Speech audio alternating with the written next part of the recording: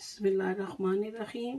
मैंने वादा किया था जब करेले बना रही थी कि मैं आपको चने की दाल भी दिखाऊंगी और चने की दाल में कैसे आप करेले इस्तेमाल कर सकते हैं, और इस दाल को हम वैसे भी खा सकते हैं और करेलों के साथ भी मिक्स करके। तो ये एक बात याद रखें कि दाल को कभी भी उबाल लेना, उसको दाल को सिर्फ इसके अंदर मैंने थोड़ा सा नमक, हल्दी और गरम मसाला और थोड़ा सा तेल डाल के इसको मैंने दाल को कुकर में हल्का सा दम दे के गिला लिया है। तो अभी मैं आपको बिस्मिल्लाहिर्रहमानिर्रहीम। ये देखें, आपने प्याज, टमाटर और सब्ज़ मिर्चें, पूरे मसाले को मैंने पूरे अच्छे तरीके से इसको बना लिया है। तो मुझे एक बात याद आ गई कि मुझे किसी एक बच्ची ने कहा कि आप तो बड़ी एक ही मसाले में 2-3 हंडियाँ बना लेती हैं। तो मैंने कहा अल्हम्दुलिल्लाह, अल्लाह का शुक्र है, क्योंकि मसाला तो एक ही होता है। ये देखें, जो मैंने बैंगन के लिए भुना था उसी में से मैंने निकाल लिया, क्योंकि कौलन सदीकन मैं तो सीधी बात करती हूँ। तो ये मैंने निकाल के इसके लिए चने की दाल के लिए रख लिया। तो अब यही देखें कि ये मसाला मैं इंशाल्लाह चने की दाल में डालूंगी, और सब बच्चियों को कोई घबराने की ज़रूरत नहीं होती। और एक बात मैं और अपनी सुनने वाली बच्चियों को कहना चाहती हूँ कि जब आप खाना बनाएं बिल्कुल खुश होकर, रिलैक्स होकर बनाएं। और फिर जैसे ही बना के आपने प्याज रख दिया है, उसको टमाटर चीज़ें काट ली हैं, लेकिन बैंगन को या कोई ऐसी सब्ज़ी जो काली हो जाती है, काला हो जाती है, उसको पहले से ना काट के रखें। लेकिन साथ साथ अपने किचन की सफाई का ख्याल रखें, क्योंकि सफाई भी हमारा निफ्स ईमान है। तो वैसे भी अच्छी लगती है कि अगर आप खाना बना के थक जाएंगी, बाद में बर्तन चीज़ें साफ़ करेंगी तो अच्छा नहीं लगेगा।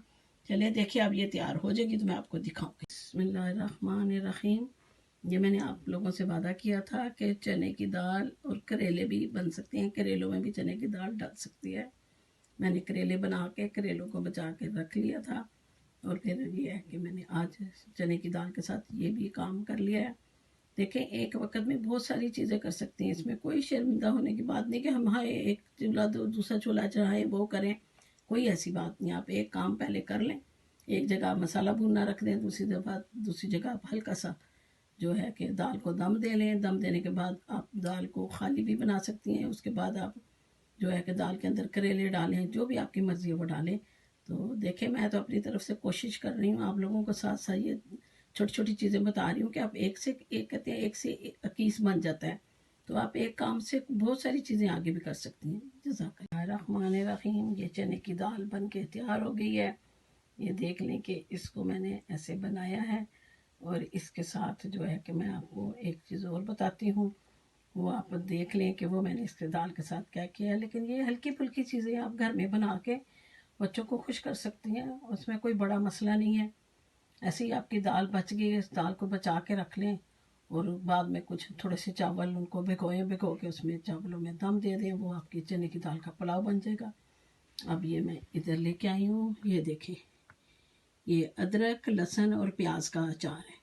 ये दाल के साथ बहुत अच्छा लगता है, और मैंने ये जो है कि अचार बनाया था पिछले साल नवंबर में शुरू किया था, दिसंबर में हमारा इत्मा होता है।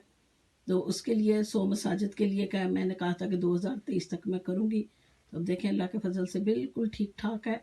तो अब के लिए दुआ की दरख्वास्त है, दुआ करें कि अल्लाह ताला हमारी ये कोशिश जो है कामयाब करे खुदा ताला, और जो है कि ये अल्लाह ताला फिर बाहर के दिन लेके आए। फिर अल्लाह